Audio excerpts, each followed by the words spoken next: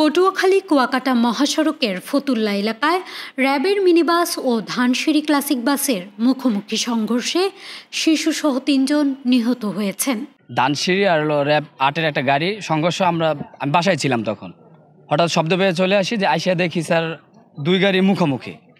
এমন অবস্থা হয়েছে, পরিস্থিতি খুবই ভয়াবহ। আমরা তাৎক্ষণিক দেখলাম যে আপনার ওই যে গাড়ির যে স্টার্টিংটা, ওটার ভিতর ২ জন লোক আটকে রয়েছে, একজনের পাও আর একজনের রক্ত পড়তেছে। নিহতরা হলেন শিশু পিয়াম র্যাব সদস্য এএসআই আব্দুল আলিম ও আফরোজা। ওয়ালটন এখন দেশের সীমানা পেরিয়ে পৌঁছে গিয়েছে ৫০টিরও বেশি দেশে। ওয়ালটন, ঘরে ঘরে, বিশ্বজুড়ে।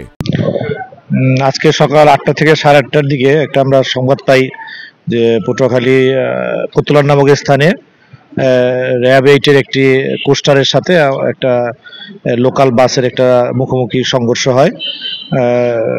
সংবাদ প্রাপ্তির সাথে সাথে পুলিশ সদস্য ওখানে যাওয়ার পরে জানতে পারে যে র্যাব ৮-এর একটি বাস বরিশাল থেকে সকালবেলা কুয়াকাটার উদ্দেশ্যে তারা পরিবার পরিজন নিয়ে ঘোরার জন্য যাচ্ছিল।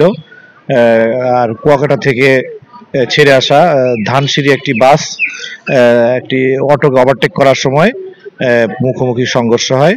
শনিবার সকাল ৮:১৮টার দিকে এ দুর্ঘটনায় আহত হয়েছেন অন্তত ৩০ জন। স্থানীয়রা আহতদের উদ্ধার করে হাসপাতালে পাঠায়।